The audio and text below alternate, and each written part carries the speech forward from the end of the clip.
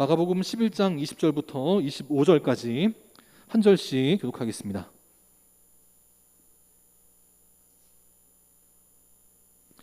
마가복음 11장 20절부터 25절까지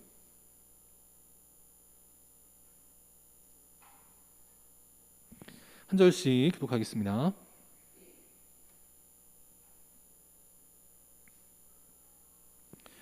교독합니다. 그들이 아침에 지나갈 때 무화과 나무가 뿌리째 마른 것을 보고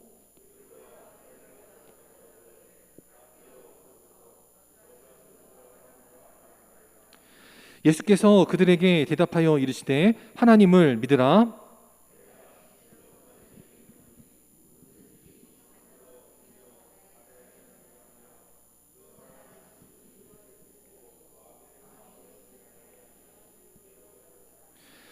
그러므로 내가 너희에게 말하노니 무엇이든지 기도하고 구하는 것은 받은 줄로 믿으라. 그리하면 너희에게 그대로 되리라.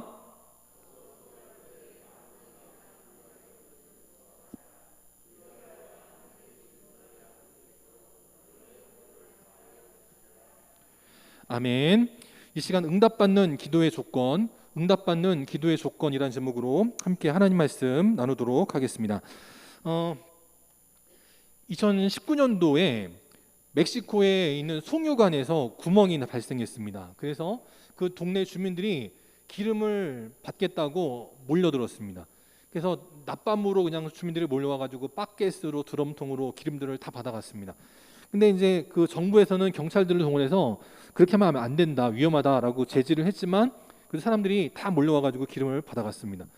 근데 문제는 이제 밤이 되었을 때인데 밤이 되니까 캄캄하니까 후레쉬 같은 걸 비춰야 되는데 어떤 사람이 잘 안 보인다고 라이터를 켰습니다. 결국 그래서 화재가 발생해가지고 그 현장에 137명의 주민들이 사망하는 안타까운 그 사건이 발생한 적이 있습니다. 또 그로부터 1년 전에 중국에서는 인적이 드문 도로인데 시멘트가 그냥 없어진 거예요. 도로 전체에 시멘트가 다 없어진 겁니다.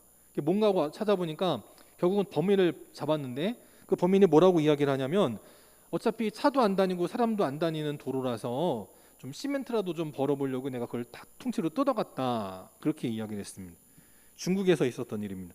또 2020년도 8월에 작년에 어떤 일이 있었냐면 한 트럭이 중국의 그 돼지고기를 가득 실은 상자를 이제 옮기는데 자그마치 10톤 정도의 돼지고기를 옮기는데 전복이 된 겁니다. 그래가지고는 그 돼지고기가 길바닥에 그냥 다 떨어진 거예요. 그러니까 동네 주민들이 다 우르르 몰려왔는데 당연히 어떻게 했겠어요? 그 돼지고기들을 다 갖고 집으로 간 겁니다. 그래서 10톤을 싣고 있었는데 수거가 된 거는 3톤밖에 안 되는 거예요. 7톤의 돼지고기를 다 잃어버린 겁니다. 그러니까 이제 그 경찰이 이제 그 차주가 결국은 이제 이거를 보험회사에 청구를 해서 보상을 받으려고 그랬더니 당신이 10톤을 실었는지 어떻게 알겠냐 그러면서 당신이 갖고 있는 3톤, 그래서 변질돼서 못 쓰는 돼지고기 3톤에 관한 것만 보상을 해주겠다라고 이제 결국 이렇게 판정을 내린 적이 있습니다. 멕시코도 중국도 그러했는데 우리는 지난 3일 전에 어떤 일이 있었냐면 서울 화곡역에 있는 사거리에 생수통을 가득 실은 트럭이 가다가 생수통이 쏟아진 겁니다. 왕복 7차선 도로에 생수통이 다 쏟아졌어요. 그래가지고 그 때문에 교통이 마비될 위기 가운데 있었는데 갑자기 사람들이 몰려온 겁니다. 그래서 생수통을 다 짊어지는 거예요. 그걸 어떻게 했을까요?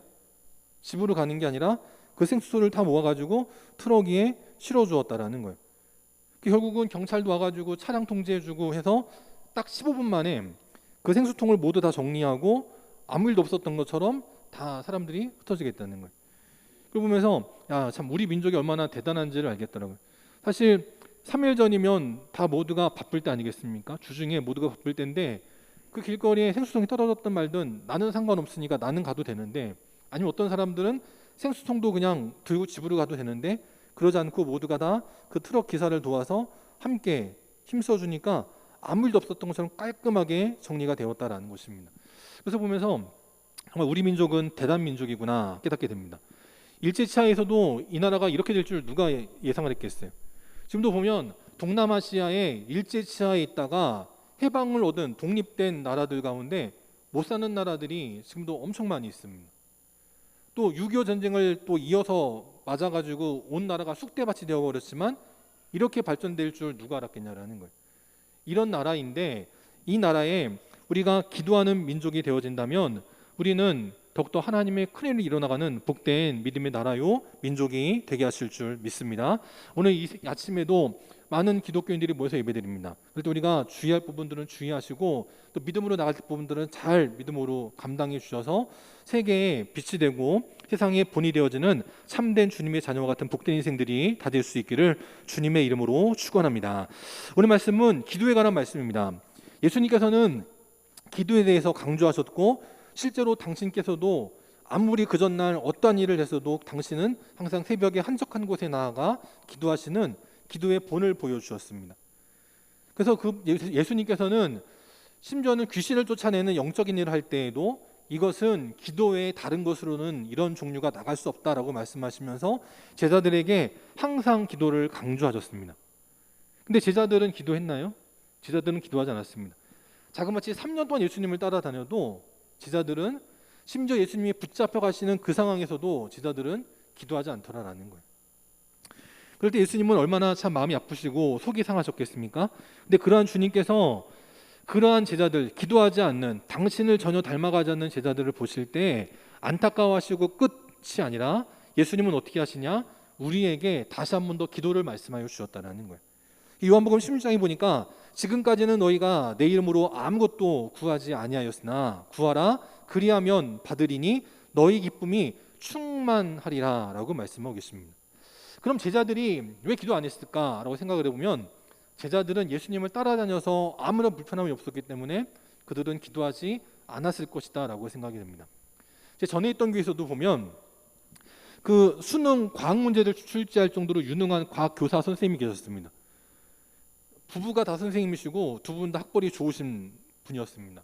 믿음 생활도 열심히 하시는 분이었습니다. 그러니까 당연히 집도 잘 살았습니다. 근데 자녀가 있는데 둘이 있는데 한 자녀는 그래도 부모님을 닮아가지고 열심히 공부하고 그래서 열심히 살아가는데 한 자녀는 그러지가 않더라고요. 선생님 자녀인데도 공부를 안 하고 그 부모님들은 교회에서도 그렇고 학교에서도 그렇고 모든 것에 다 적극적이고 열심히신 분들이거든요.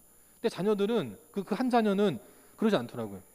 흔히 말하는 히키코모리라고 하는 은둔자의 삶을 사는 자녀가 있습니다. 왜 그랬을까요? 부모님이 모든 걸 다 해주니까 자녀는 부족함이 없는 거예요. 저도 자녀를 키우면서 얘기를 하거든요. 지금 공부해야 된다. 지금 공부해야 된다. 지금은 네가 부모님 밑에 있으니까 부족한 게 없지만 또 나중에 20년 지나고 30년 지나면 너 혼자 살아야 되는데 지금 공부 안 하면 또 나중에 안 된다. 그런 얘기를 하거든요. 근데 애들이 알아들을까요? 못 알아들을까요? 못 알아들어요. 저도 그랬듯이 저희 애들도 닥치지 않으면 못 알아듣습니다. 예수님께서도 당신께서 십자가를 지시기 전까지도 항상 말씀하신 게 뭐냐? 구하라라는 거예요. 기도하라는 거예요. 그러면 어떻게 됩니까? 받게 될 것이요 기쁨이 충만하리라 라고 말씀하고 계십니다. 영광교회 믿음의 성도들도 그냥 교회에 나오고 끝이 아니라 기도하는 자가 되시기를 바라고 그때 기도한 것이 응답되어져 기쁨이 충만하게 되는 기도의 조건을 알고 그로 인하여 응답받는 능력 있는 삶을 살아가는 우리 귀한 믿음의 성도들이 될 수 있기를 바랍니다. 그럴 때 어떤 일이 벌어지느냐? 하박국 3장 18절 함께 읽어보겠습니다. 시작. 나는 여호와로 말미암아 즐거워하며 나의 구원의 하나님으로 말미암아 기뻐하리로다. 아멘. 하나님으로 말미암아 즐거워하고 기뻐하는 인생이 된다라는 거예요. 세상의 게임, 세상에 뭐 유튜브, 세상에 먹는 거, 세상에 어떠한 장난감, 세상에 어떠한 출세, 우리는 그런 것으로만 만족하는 인생이 아니라 하나님으로 인하여 만족할 때 그 하나님이 우리의 구원을 베풀어 주시고 그로 인하여서 기뻐하게 되는 복된 삶을 살아가게 된다라는 것입니다. 그러면 기도의 조건, 응답받는 기도의 조건 무엇이는가? 먼저 첫 번째, 우리는 기도할 때 하나님께서 이미 하셨고 앞으로도 하실 미래의 일들을 생각해야 된다는 겁니다. 그러한 기도를 할 때 그 기도는 응답되게 된다라는 거예요. 우리가 지난주 무화과 저주 사건을 함께 말씀 나누었습니다. 예수님께서 월요일에 무화과를 저주하시고 두 번째 날, 세 번째 날 화요일에 다시 예루살렘으로 가려 하실 때 아침에 보니 그 전날 예수님이 저주하셨던 무화과 나무가 뿌리째 마른 것을 보았다라고 성경이 기록되고 있습니다. 그리고 예수님께서 저주하신 것을 옆에서 들었던 베드로가 예수님, 정말 당신이 저주하신 무화과 나무가 말랐습니다 라고 했다라는 거예요. 아마 그때 베드로는 두려움이 있었을 겁니다. 예수님이 시장하시다고 한마디 저주했더니 그 몇십 년을 살았던 무화과 나무가 한순간에 말라 죽냐? 그러면 우리도 어떻게 될지 모르겠구나, 두려운 마음이 있었을 거라는 거예요. 근데 예수님은 제자들에게 이렇게 말씀하십니다. 하나님을 믿으라 라는 거예요. 하나님을 믿으면 멀쩡했던 무화과 나무도 한순간에 죽기도 하지만 또 한편으로는 이미 죽은 지 사흘이 되었던 나사로도 멀쩡하게 살아나 하나님의 일 감당하는 기둥 같은 믿음의 꾼들이 되었던 것처럼 우리는 하나님을 믿을 때 우리 인생의 생사복도 달라질 수 있다. 우리가 염려하는 것에서 끝나는 것이 아니라 믿음으로 나아갈 때 우리는 하나님 앞에 길이 창대하게 되는 복된 인생이 될 것이다 라고 말씀하고 있는 거예요. 그래서 무화과 나무를 저주하셨다는 것은 뭐냐? 지난주에도 말씀드렸지만 예수님의 십자가를 지시는 사건을 미리 예표한 것이다 이기도 하고, 또 한편으로는 성전을 심판할 것을 예고하셨다라는 겁니다. 멀쩡했던 나무도 한순간에 말라 비틀어졌다면 그 하나님의 성전도 너희들이 기도로 채우지 않고 참된 믿음으로 채우지 않으면 한순간에 무너질 수 있다라는 거예요. 그래서 마가복음 13장에 보면 예수님께서 이 성전을 보시고 뭐라 말씀하시냐면 나중에 돌 하나도 돌 위에 남지 않도록 모든 것이 무너지게 되는 때가 올 것이다 라고 말씀합니다. 우리 교회도 안에는 뭐 HBM 이런 게 있겠지만 겉에는 뭐로 되어 있어요? 벽돌로 이루어졌습니다. 성전도 마찬가지라는 거예요. 그 당시 예루살렘 성전도 벽돌과 같이 돌들을 쌓아서 건물을 지었는데 그 예루살렘 모든 주민들이, 이스라엘 모든 백성들이 피땀 흘려서 헌금하고 피땀 흘려서 노력해서 지었던 그 성전이 돌 하나 위에 돌도 하나 남지 않을 완전한 파멸을 겪게 될 것이다 라고 말씀하는 거예요. 그때 어떤 사람들은 믿지 않았을 겁니다. 아니, 어떻게 그런 일이 가능해? 이 성전을 어떻게 누가 그렇게 무너뜨릴 수 있어? 그런데 정말 예수님 말씀대로 주 70년경에 예수님의 사망 그 이후 부활 이후 40년 뒤에 정말 로마에 의해서 성전이 완전히 무너지는 최후를 맞이했다라는 거예요. 근데 예수님은 또 이렇게 말씀하셨습니다. 누가복음 21장 33절에 보니까 천지는 없어지겠으나 내 말은 없어지지 아니하리라 라고 말씀하고 있어요. 우리 예수님 말씀은 1.1획도 변함이 없다라는 겁니다. 우리 하나님께서 말씀으로 창조하실 때 로고스 말씀이셨던 예수님이 일하셔서 천지 모든 만물들이 완성되었습니다. 그리고 2000년 전 예수님께서 이 땅에 오셔서 하나님의 일하셨음을 말씀해 주셨고 또 앞으로 하나님께서 일하실 것을 말씀해 주셨습니다. 그것을 믿고 나아가는 자는 하나님께 응답받는 믿음의 주인공들이 된다라는 거예요. 우리는 그래서 내 생각, 내 감정, 내가 보기에, 내가 느끼기에 그렇게 판단하는 것이 아니라 우리는 오직 말씀으로 하나님의 뜻을 기억하고 생각하고 믿음으로 나아가는 귀한 인생들이 되어야 될 줄 믿습니다. 신명기 8장에도 보니까 이렇게 말씀하고 있어요. 이것은 출애굽 시대 때 예수님께서 하나님께서 이스라엘 백성들에게 하셨던 핵심적인 말씀입니다. 이게 뭐였느냐? 40년 동안에 하나님께서 너로 하여금 광야길을 걷게 하신 것을 기억하라라는 거예요. 그 옛날에 광야길을 한 달, 두 달도 아니고 40년을 헤매인다는 것은 죽음을 상징하는 일입니다. 도저히 불가능한 일이에요. 젊은 청년들 같이 군인들은 할 수 있을지 모르지만 여기 연세 드신 분들처럼 우리 어린아이들처럼 약한 사람들은 광야길을 40년 동안 걸을 수 없다라는 거예요. 근데 그 일이 가능했던 이유는 무엇이냐? 하나님께서 하셨기 때문이라는 거예요. 그것을 기억하라는 겁니다. 그래서 앞으로 가나안 땅에 들어갔을 때 더 큰 문제 같은 많은 전쟁이 펼쳐질지라도 불가능을 가능케 하셨던 하나님이 우리와 함께 하시면 가나안 전쟁도 승리하게 될 것이다. 그것을 성경은 말씀하고 있다라는 거예요. 우리 영광의 성도들, 하나님께서 하셔서 우리 영광교회가 여기까지 온 줄 믿습니다. 또 하나님께서 함께 하실 때 우리 영광교회는 복된 50년을 맞이하게 될 것이고 또 그 뒤에 50년, 그 뒤에 100년 주님께서 오시는 그날까지 하나님의 일을 감당하는 능력의 교회와 성도들이 되게 하실 줄 믿습니다. 우린 그래서 늘 생각해야 되는 거예요. 늘 기억해야 되는 거예요. 약해지려 할 때마다 생각하고 약해지려 할 때마다 기억하고 그럴 때 그 인생은 응답받는 기도의 주인공들이 되게 하실 줄 믿습니다. 두 번째, 우리는 어떻게 해야 기도의 응답을 받느냐?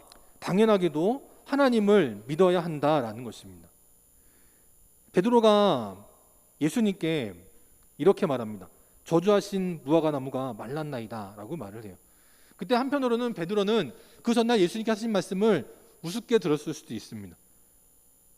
우리 예수님 얼마나 시장하신지 그냥 화가 나가지고 한마디 하셨네, 흘려듣고 넘어갔을지 몰라요. 그런데 정말 그 다음날 보니까 그 저주하셨던 무화과 나무가 말라 있는 것을 보게 됩니다. 그때 베드로는 자기의 믿음 없음을 깨달았을 거예요. 그때 12명의 제자들 가운데 예수님에게 그 무화과 나무가 말랐습니다 라고 말한 건 베드로 한 사람이었습니다. 근데 예수님께서 하나님을 믿어라 라고 말씀하실 때 베드로에게 대답하시는 것이 아니라 누구에게 말씀하셨냐면 그 나머지 11 제자들 모두에게도 동일하게 하나님을 믿으라 라고 말씀하고 계셨다라는 겁니다. 가정도 보면 생각이 다 다릅니다.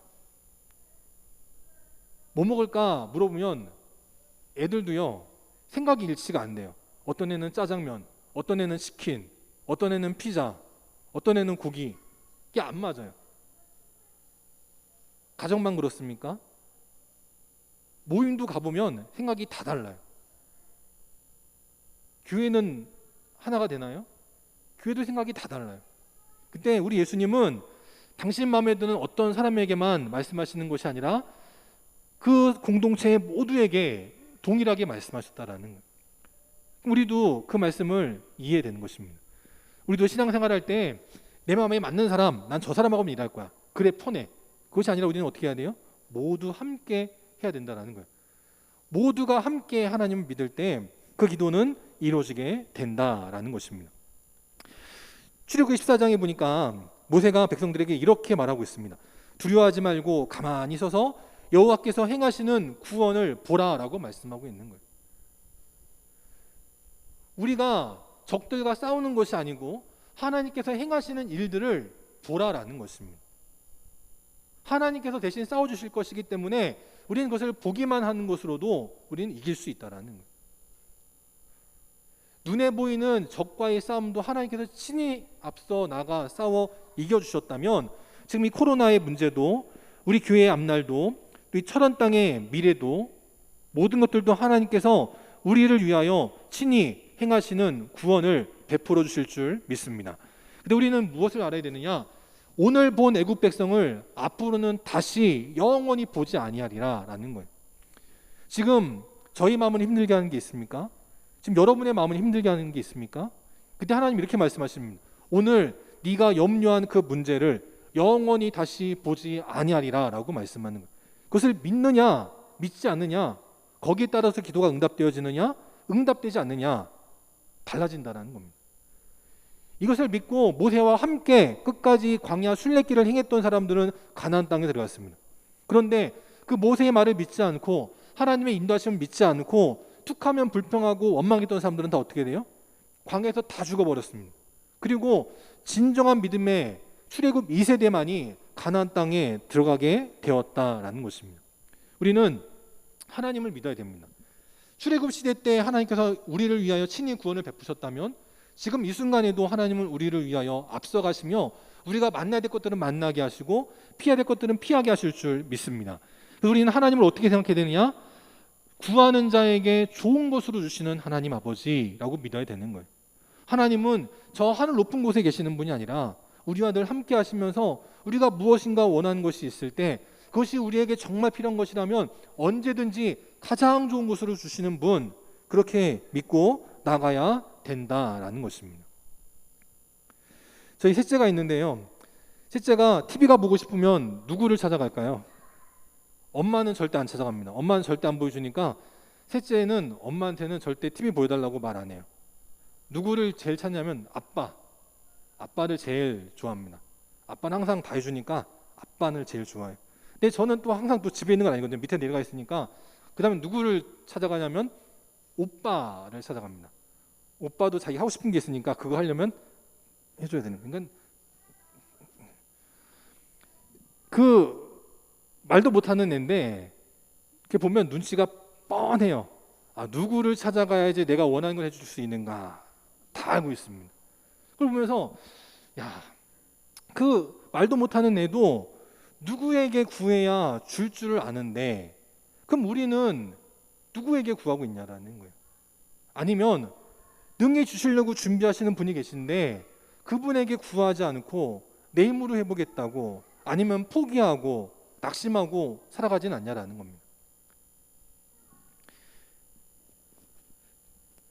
제가 또 자녀들을 키우면서 보니까 아빠가 해줄 수 있는데 그걸 얘기를 못하고 자기들이 그냥 어떻게든 해보겠다고 낑낑대고 있을 때 한편으로는 아, 스스로 할 줄 아는구나 흡족하기도 하지만 어떤 것은 혼자 할 수 없는 부분인데 아빠한테 얘기하면 금방 해줄 수 있는데 그거를 그냥 안 하고 못하고 낑낑대고 있으면 한편으로는 좀 안타까울 때도 있어요.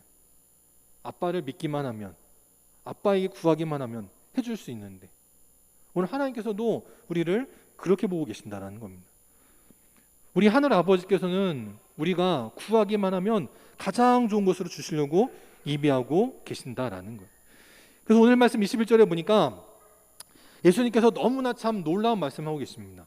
누구든지 이 산더러 들리어 바다에 던지라 하면 의심하지 아니하면 그대로 되리라 라는 거예요.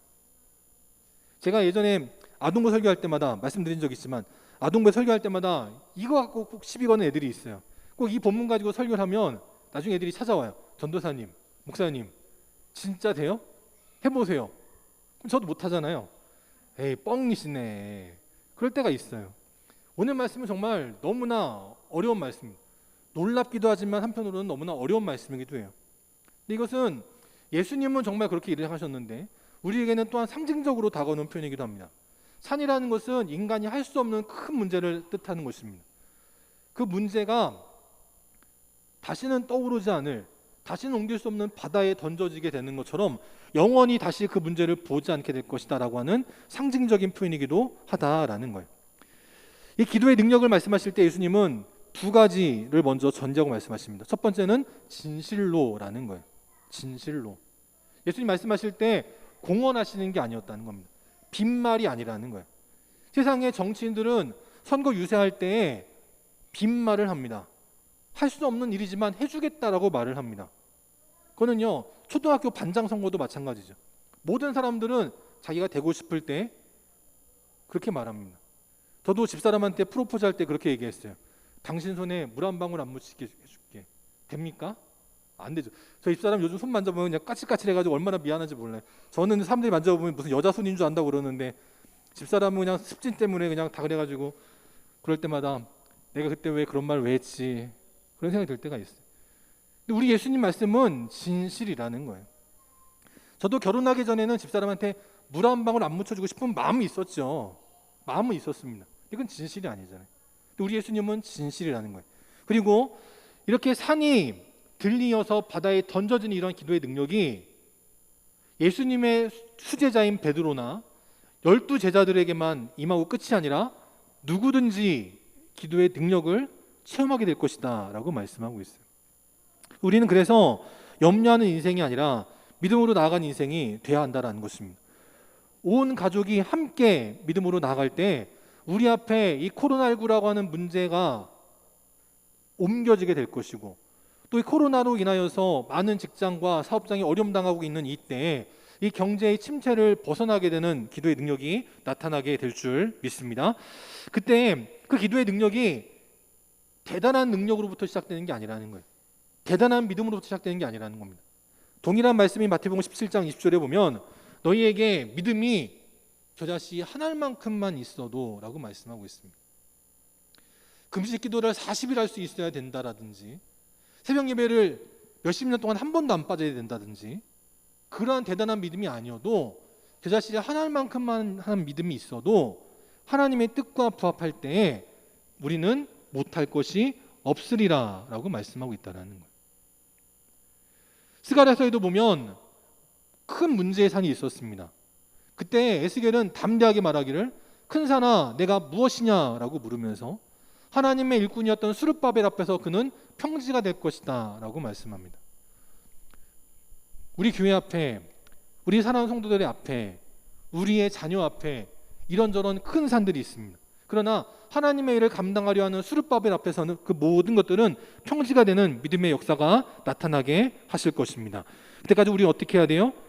마가복음 11장 24절 오늘 말씀에 나오는 것처럼 무엇이든지 기도하면 믿으라라는 거예요. 구한 대로 될 것을 믿으라라는 것입니다. 그럴 때 어떤 일이 벌어져요? 그대로 되리라 라고 말씀하고 계십니다. 우리 영광교회도 기도의 능력이 나타나는 교회가 될 줄 믿습니다. 부흥하는 교회가 될 줄 믿습니다. 우리 사는 성도들도 이런저런 어려움이 있고 이런저런 아픔이 있고 이런저런 상처가 있어요. 하지만 하나님께서 그 문제들을 하나하나 만져주시고 회복시켜주시고 치유되게 하시고, 그래서 세상에 동일한 문제로 아파하고 힘들어하는 자들이 얼마 전까지만 해도 저 영광교회 안목에 나처럼 힘들어했는데, 나처럼 눈물 흘렸는데 어떻게 이렇게 됐지? 한번 궁금해하면서 주님 앞에 나오는 믿음의 역사가 나타나게 될 줄 믿습니다. 믿는 그대로 되리라 우리 주님께서 약속하여 주셨다라는 거예요. 고사성어 가운데 우공이산이라는 말이 있습니다. 어리석은 노인네가 산을 옮긴다라는 것입니다. 어떤 중국의 어떤 어르신께서 산을 옮기겠다고 삽질을 하고 계시는 겁니다. 연세가 많이 드신 분이, 기력도 없는 분이 산을 옮기겠다고 삽질을 하고 있으니까 사람들이 묻더라는 거예요. 아니 어르신 연세가 몇인데 지금 이 나이에 산을 옮기겠다고 그러십니까? 그러다가 큰일 납니다. 하지 마세요. 산 옮기다가 어르신이 먼저 돌아가십니다. 그렇게 말했다는 거예요. 그랬더니 그 어르신이 뭐라고 답을 했냐면, 내가 하다 죽으면 내 아들이 할 것이고 내 아들이 하다 죽으면 내 손자가 할 것입니다. 그렇게 말했다는 거예요. 그랬더니 그 말을 들은 산신령이 놀래가지고는 큰일 나겠다 해가지고는 산을 옮겨줬다. 그래서 우공이산이라고 하는 고사성어가 나오게 됐다고 합니다. 저 앞에 나오는 사진은 인도에 있는 어떤 할아버지이십니다. 저 할아버지가 부인이 아파가지고 병원에 데리고 가야 되는데 길이 너무 험해가지고 갈 수가 없었던 거예요. 결국 그래서 그 부인이 제때 치료를 받지 못해서 돌아가셨다는 겁니다. 그때로부터 이 어르신이, 그때는 이제 중년의 나이였겠죠. 22년 전부터 망치와 삽을 가지고 산을 옮기겠다고, 길을 만들겠다고 노력했다는 겁니다. 나는 이미 부인이 죽었지만 나와 같이 누군가가 더 이상 눈물 흘리는 일이 없도록 내가 길을 만들 거야 하고서 망치질을 하고 삽질을 했더니 정말 22년 만에 돌산을 깎아가지고 길을 만든 한 할아버지가 해외 토픽으로 나온 적이 있다는 거예요. 우리 앞에 어떤 문제가 있습니까? 그 문제가 주어진 이유는 그 문제로 인하여서 넘어지는 인생이 아니라 그 문제를 오히려 디딤돌을 삼아서 주님께로 성장하는 자가 되고, 그 문제를 뚫어버려서 터널을 만들어 시온의 대로가 되게 하기를 원하시는 하나님의 뜻이 있음을 늘 기억하면서 주님 닮아 포기하지 않고 믿음으로 나아가는 기도의 용사들이 될 수 있기를 바랍니다. 많은 사람들이 자신이 다녔던 모교를 방문할 때가 있습니다. 저도 한 번은 이제 차를 타고 이제 길을 가는데, 이제 얻어 타고 이제 남의 차를 타고 가는데 길이 익숙한 거예요. 뭔가 익숙한 겁니다. 여기 어딘지 하고 보니까 제 초등학교 때 살던 데를 지나가는 거예요. 보니까 그때 일들이 기억이 나더라고요. 그때는 대로였던 길이었는데 커서 지나갈 때 보니까 왕복 4차로밖에 안 되는 거예요. 그때는 길이 엄청 넓어 보였는데 길이 4차로밖에 안 되는 겁니다. 또 온 김에 초등학교에 들렸습니다. 초등학교에 들렸는데 그렇게 넓었던 그 운동장이 되게 자그마한 거예요. 그 안에까지 못 들어가 봤는데 나중에 이제 어머니 통해서 이제 다른 학교에 이제 가서 이제 들어가 봤는데, 분명히 어렸을 때 제가 썼던 그 책걸상인데 너무 작아진 거예요. 어렸을 때는 엉덩이가 그냥 그 의자에 다 닿고도 남음이 있었는데 이제 다 커가지고 초등학교 의자에 앉아보니까 엉덩이 한쪽 걸치기도 힘들어진 겁니다. 학교가 작아졌나요? 책걸상이 작아졌나요? 운동장이 작아졌나요? 아닙니다. 운동장도 그대로고 학교도 그대로고 책걸상도 그대로인데 내가 커진 거예요. 내가 커지니까 그때는 그렇게 한없이 넓어 보였던 운동장이 지금은 코딱지만해지고, 그때는 이렇게 저렇게 앉아도 충분했던 의자가 지금은 조심조심 앉아야 엉덩이 한쪽 겨우 걸칠 수 있는 그런 크기가 돼버렸다는 겁니다. 옛날에는 그렇게 힘들었던 일들이 내가 성숙해지고 내가 성장해지고 나면 그때는 아무것도 아닌 게 되는 거예요. 1학년에 진학하고 나서 덧셈 뺄셈을 배우고 한글을 배울 때에는 떠뜸떠뜸 어렵고 힘듭니다. 틀리기도 하고 맞기도 하고. 근데 중학교 1학년에 대해서 초등학교 1학년 때 문제를 보면 그건 누워서 껌먹기 아니겠어요? 우리의 신앙도 마찬가지라는 것입니다. 우리에게 고난과 어려움이 찾아오는 이유는 그것을 통해서 성장하기를 원하시는 거예요.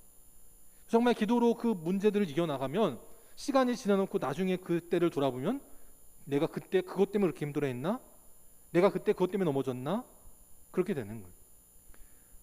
우리는 하나님을 믿을 때 믿음의 성장이 이루어지고 믿음의 성숙이 이루어지게 되어서 다시는 예전의 문제로 아파하고 힘들어하는 것이 아니라 언제나 믿음으로 승리하는 귀한 인생들이 되게 하실 줄 믿습니다. 세 번째, 또 우리는 어떻게 되느냐? 하나님이 하셨듯이 용서하는 인생들이 되어야 한다라는 것입니다. 25절에 보니까 서서 기도할 때라고 말하고 있어요. 그것은 뭐냐? 그 당시 예배 드릴 때 그들은 이스라엘 백성들은 항상 서서 했다라는 것입니다. 누가복음 18장에도 보면 바리새인들도 기도할 때 서서 기도했다라고 말씀해요. 세리도 어떻게 기도했습니까? 서서 기도했다라고 말합니다. 이들이 서서 기도한 것은 과거에서도 동일하게 나타나고 있습니다. 출애굽기 33장에 보면 하나님의 영광이 임하여서 예배드릴 때 어떻게 해요? 다 일어나 서서 예배드렸다라고 말씀합니다. 누가복음 8장 5절에도 보면 하나님 말씀이 선포될 때 어떻게 해요? 모든 백성이 일어났다라고 말해요. 이스라엘 백성들은 항상 예배드릴 때 서서 예배를 드렸습니다. 1시간이건 2시간이건 서서 예배를 드렸어요. 근데 지금은 이렇게 연세 드신 분들도 많고 하니까 서서 드리는 게 힘들죠. 근데 하나님 앞에서 예배 드릴 때는 서서 예배를 드리는 겁니다. 지금도 보면 그래서 어떤 교회들은 적어도 하나님 말씀을 낭독할 때만큼은, 그래서 임례 예배를 시작할 때 서서 예배 드리고, 우리는 보통 이제 교동문까지 끝나고 나면 대부분 앉고 대표 기도할 때부터 앉아서 예배를 드리지만 어떤 교회는 앉았다가도 하나님 말씀을 봉독할 때만큼은 그 말씀의 경건함을 위해 함께 일어나는 교회들이 있습니다. 그 교회들은 어떤 교회들이요? 말씀을 귀하게 여기는 교회들입니다.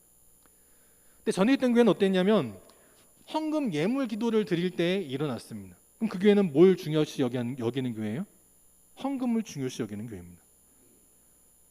저희 셋째 딸도 보면 소파에서 이제 이렇게 만화를 보다가 자기가 정말 좋아하는 게 나타나면 어떻게 해요? 벌떡 일어납니다. 벌떡 일어나서 저거 틀어달라고. 아니면 막 TV 앞으로 달려가가지고 TV를 막 손으로 눌러가면서 해요. 앉아 있다가 자기가 정말 좋아하는 게 나오면 벌떡 일어나요. 여러분도 그러지 않습니까? 여러분도 뭔가 정말 중요한 일이 있을 때 벌떡 일어나지 않아요? 예배 드릴 때 일어나서 예배 드렸다라는 겁니다. 그러면 우리도 마찬가지예요. 우리도 예배 드릴 때 어떻게 해야 돼요? 믿음으로 일어서야 되는 겁니다. 아무리 힘들고 피곤해도 우리는 일어서서 예배 드리고 기도해야 된다라는 거예요. 오늘 25절에 보면 기도의 조건 가운데 한 가지 좀 이상한 말씀이 나옵니다. 앞에 부분까지는 다 이해가 되는데 이 25절은 좀 납득이 되지 않을 부분들이 있어요. 뭐냐면 기도할 때에 누군가에게 어떤 혐의가 있거든, 미워하는 생각이 들거든 어떻게 해요? 먼저 그를 용서하라라고 말씀합니다. 그냥 기도는 내가 하나님 앞에 잘하면 되지라고 생각을 하는데 하나님께서는 그렇게 말씀하지 않으세요. 먼저 누군가에게 혐의가 있거든 용서하라라고 말씀하십니다. 그리하여야 하늘에 계신 너희 아버지께서도 너희 허물을 사하여 주실 것이기 때문이다라고 말씀하고 있는 거예요. 우리는 이 말씀을 귀하게 봐야 된다는 겁니다. 그래서 신앙생활할 때 세상의 것들만 중요한 것이 아니고 하나님과의 관계만 중요한 것이 아니고 우리는 사람과의 관계도 귀하게 여겨서 사람과 갈등하고 싸우고 하는 자들이 되어서는 안 된다라는 거예요. 그래서 기독교인들은 어떤 사람들이냐? 동네 사람들에게 욕 먹고 흉 보임을 당하는 그런 자들이 아니라 누가 보아도 인정할 만한 사람들이 돼야 되는 겁니다. 현재는 혹시 그러지 못한다 할지라도 그렇게 되기 위해서 노력하는 자들이 돼야 된다는 거예요. 동네 사람들끼리 싸운다는 것은 매우 기독교인으로서는 좀 부족한 모습이다라는 것을 기억해야 된다는 겁니다. 그러면서 26절을 보면 없음이라고 나오고 있어요. 성경에 보면 가끔씩 없음이라고 하는 구절들이 나올 때가 종종 있습니다. 없으면 없는 거지 굳이 절수를 표시하는 이유가 뭘까 하고 생각할 때가 있었습니다. 찾아보니까 어떠한 성경 가운데에는 26절을 이렇게 기록하는 번역본이 있습니다. 뭐라고 되어 있냐면 만일 너희가 용서하지 아니하면 하늘에 계신 너희 아버지께서 너희 허물을 사하지 아니하시리라 라는 거예요. 25절에서는 너희가 용서하면 하늘 아버지께서 너희를 용서해 줄 것이고 26절에서는 만일 용서하지 아니하면 너희 아버지께서도 너희 허물을 사하지 아니하시리라 라는 것입니다. 이렇게 유추할 수 있는 근거가 뭐냐면 마태복음 6장 14절 15절에 보니까 이렇게 기록이 되어 있어요. 산상수훈의 한 말씀인데 너희가 사람의 잘못을 용서하면 너희 하늘 아버지께서도 너희 잘못을 용서하려니와. 오늘 25절과 같은 말씀입니다. 15절은 뭐라고 되어 있냐면 너희가 사람의 잘못을 용서하지 아니하면 너희 아버지께서도 너희 잘못을 용서하지 아니하시리라 라는 거예요. 26절이 아마 있었다면 이렇게 됐을 거라는 겁니다. 실제로 어떤 그 마가복음 번역본에 보면 26절을 그렇게 기록한 책이 있습니다. 그런데 그럼 26절을 그렇게 쓰면 되는데 안 쓴 이유가 뭐냐면 최초의 마가복음이라고 기록되어 있는 성경에는 26절이 없었기 때문이라는 거예요. 그래서 그냥 26절을 27절 말씀으로 기록할 수 있는데 26절을 없음이라고 표현한 이유는 어떠한 성경에는 있기 때문에 남겨두었다라는 것입니다. 25절, 26절 뭐 어떻게 돼 있건 간에 중요한 것은 뭐냐? 우리가 신앙생활할 때 하나님과 나와의 관계뿐만 아니라 수평적인 사람들과의 관계도 중요하다는 거예요. 가족과의 관계, 이웃과의 관계, 그것도 중요하다는 것입니다. 에베소서 4장에 보니까 이렇게 말씀이 기록되어 있어요. 서로 친절하게 하며 불쌍히 여기며 서로 용서하기를 하나님이 그리스도 안에서 너희를 용서하심과 같이 하라라고 말씀합니다. 우리가 그냥 생각이 없이 그냥 착하기만 해서 하는 것이 아니고 하나님께서 그렇게 우리를 용서해 주셨기 때문에 우리 또한 누구를 대하든지 간에 그렇게 해야 된다라는 거예요. 근데 용서하려 할 때 두 가지 문제가 있어요. 첫 번째는 뭐가 있냐면 나에 대한 생각이 너무 가득하다는 거예요. 그래서 용서하려면 어떻게 되느냐? 누가 나 무시했어? 그럼 나도 저는 무시할 거야가 아니고 나를 내려놓을 수 있어야 되는 거예요. 두 번째, 용서하기 위해서 어떻게 되느냐? 무가치한 상대는 없다는 것을 늘 명심해야 되는 겁니다. 누가 나 무시했지만 누가 나한테 정말 용서할 수 없는 어떤 일을 했지만 그 사람이 내가 다니는 직장의 사장님이라면 어떻게 하겠어요? 나의 목숨줄을 쥐고 있는 사람이라면 아무리 나한테 잘못했다고 해도 내가 함부로 할 수 있겠습니까? 내가 그 직장을 때려치고 다른 데로 옮기지 않는 한은 참을 수밖에 없는 거 아니겠어요? 근데 우리가 누군가를 용서하지 못하는 이유는 뭐냐면 나를 너무 귀하게 여기거나 아니면 내가 저 사람을 무가치한 상대로 무시하기 때문이다라는 것입니다. 내가 상대를 무시하면 하나님께서도 어떻게 해요? 우리를 무시하게 된다라는 거예요. 우리가 늘 조심해야 된다는 겁니다. 예전에 한번 말씀드린 적이 있는데 엉겅퀴가 있죠. 엉겅퀴. 우리는 산에 널려 있는 게 엉겅퀴 아닙니까? 그래서 별 가치가 없는 식물이 엉겅퀴인데 그 엉겅퀴 가운데 흰무늬 엉겅퀴라는 게 있는데 이걸 가지고 뭐를 만드냐면 피로회복제 중에 하나인 밀크시스를 엉겅퀴를 통해서 만들게 됩니다. 전라도에서는 저거를 지자체 차원에서 육성해가지고 이걸로 수익을 얻는다고 하더라고요.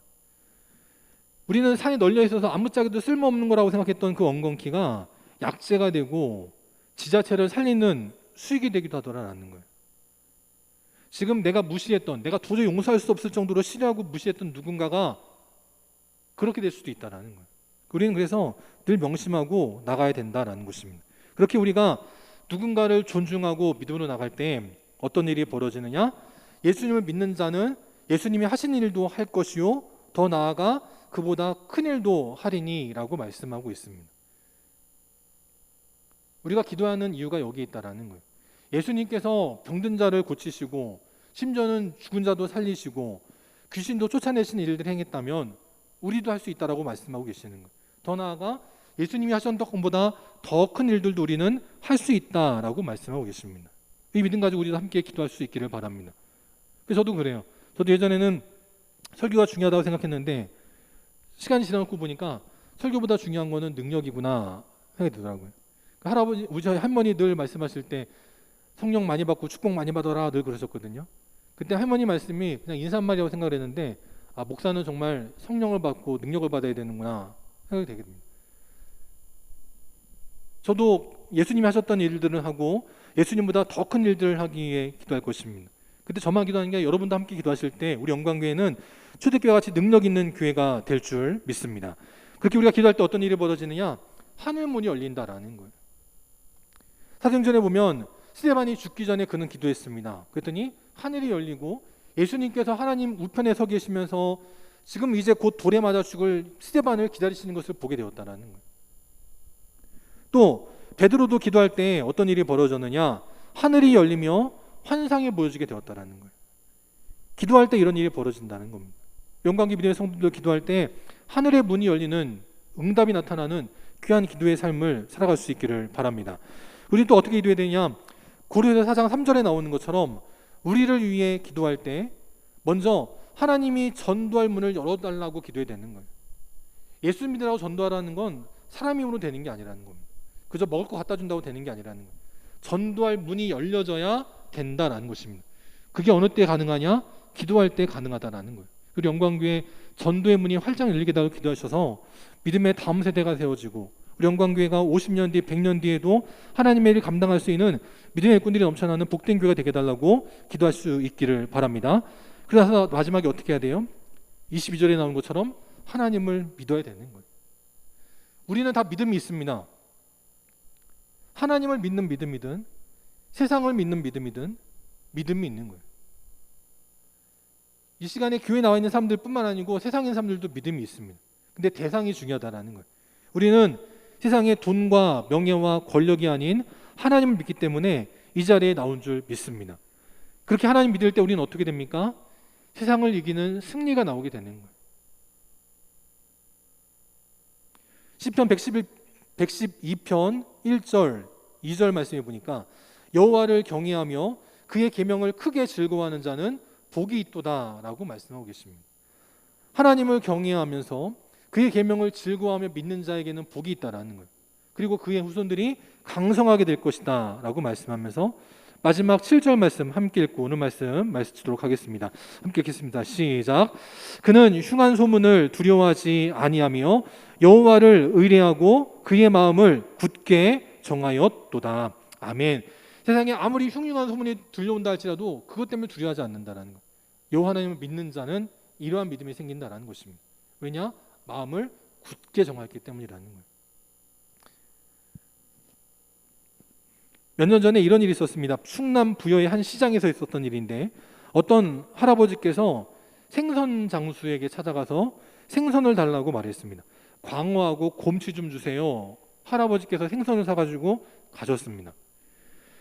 근데 생선 장수가 실수를 하는데 뭐였냐면 곰치가 아닌 북어를 줬다라는 겁니다.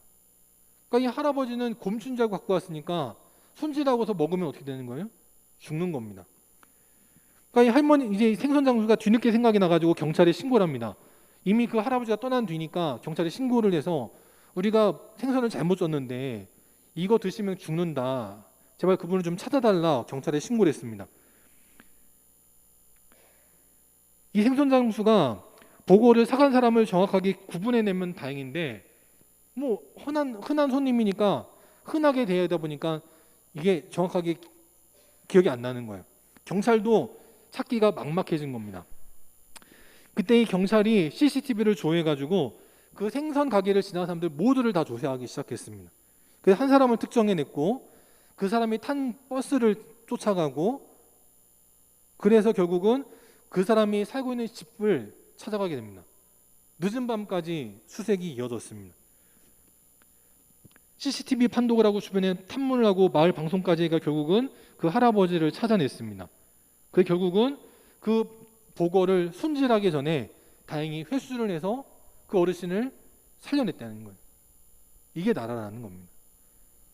세상의 나라도 국민을 보호하기 위해서 이렇게 노력한다라는 거예요. 그러면 하나님께서 하나님 백성들을 위해서 이만한 노력도 안 하실까요? 코로나든 어떠한 문제든 오늘도 하나님께서는 하나님 백성들을 위하여 일하고 계시는 거예요. 졸지도 아니하시고 주무시지도 아니하시면서 우리를 위하여 일하실 줄 믿습니다. 우리는 그래서 그 믿음 가지고 나가는 거예요. 세상의 나라도 경찰도 국민을 위해서 이렇게 일한다면 하늘 아버지께서는 이보다 더한 일도 하시리라 믿고 나가는 겁니다. 그럴 때 그 믿음으로 인해서 놀라운 역사가 나타나게 된다라는 거예요. 우리는 이름값을 해야 됩니다. BTS 방탄소년단인데 방탄소년단의 이름을 정한 이유가 뭐냐면 그 방탄소년단의 제작자인 방시혁 씨가 이름을 지었습니다. 어떻게 지었냐면 방시혁이 탄생시킨 소년 가수들, 그게 방탄소년단입니다. 그래서 정말 그 이름대로 정말 이 방탄소년단은 방시혁이 탄생시켜서 세계를 누비면서 빌보드 차트 1위를 하면서 온 세계가 알아주는 훌륭한 가수가 되었습니다. 그 다음 브레이브걸스라고 하는 여자 가수도 있습니다. 이 브레이브걸스는 누가 제작한 그룹이냐면 용감한 형제라고 하는 한 남자 제작자가 했습니다. 그래서 뭐냐면 끊어졌다. 브레이브걸스는 뭐냐면 브레이브는 용감한이라는 뜻이잖아요. 걸스는 소녀들입니다. 그러니까 용감한 형제가 제작한 소녀들이라는 거예요. 결국 그 이름대로 브레이브걸스도 1위가 되었습니다. 그럼 우리 하나님의 백성들 마찬가지라는 거예요. 우리 교회 다니는 사람들을 뭐라고 말하냐면 그리스도인이라고 말합니다. 무슨 뜻이에요? 그리스도를 닮은 사람들이라는 뜻입니다. 그리스도인은 그리스도를 닮아가는 사람들이 되어야 되는 거예요. 근데 여러분들은 그리스도를 얼마나 닮아가고 계십니까? 우리 주님이 하나님의 아들이신데도 불구하고 기도하셨어요. 그럼 우리는 얼마나 기도하고 있습니까? 기도해야 된다는 거예요. 기도가 나갈 때 우리는 세상을 이기는 능력이 나타나게 될 줄 믿습니다. 그 믿음 가지고 이름값대로 살아가는, 그래서 하나님 앞에 칭찬받고 인정받는 우리 귀한 믿음의 인생들이 다 될 수 있기를 주님의 이름으로 축원합니다. 함께 시간 찬송 357장 함께 찬양하시고 축도로 예배 마치도록 하겠습니다. 357장 지금 화면이 나가버려서 가사는 찬송 찾아보시고 357장 함께 찬양하시고 축도로 예배 마치도록 하겠습니다. 357장 주 믿는 사람 일어나 함께 찬양하고 축도로 예배 마치겠습니다. 주 믿는 사람 일어나 다 힘을 합하여 이 세상 모든 마귀를 다쳐서 멸하세. 저 앞에 오는 적군을 다 싸워 이겨라. 주 예수 믿는 힘으로 온 세상 이기네. 믿음이 이기네. 믿음이 이기네. 주 예수를 믿음이 온 세상 이기네. 온 인류 마귀 괴율로 큰 죄에 빠지니 진리로 띠를 띠고서 늘 기도드리세. 참 믿고 의지하면서 겁없이 나갈 때 주 예수 믿는 힘으로 온 세상 이기네. 믿음이 이기네. 믿음이 이기네. 주 예수를 믿음이 온 세상 이기네. 끝까지 이긴 자에게 흰 옷을 입히고 또 영생 복을 주시니 참 기쁜 일일세. 이 어두운 세상 지나서 저 천성 가도록 주 예수 믿는 힘으로 온 세상 이기네. 믿음이 이기네. 믿음이 이기네. 주 예수를 믿음이 온 세상이 기네. 아멘. 함께 기도하시겠습니다.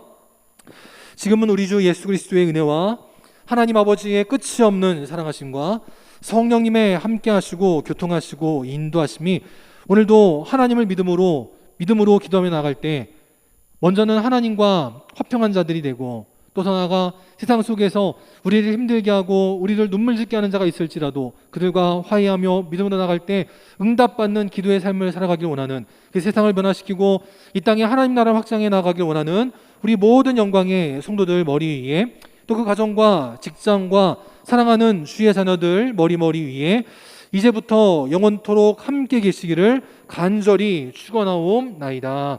아멘.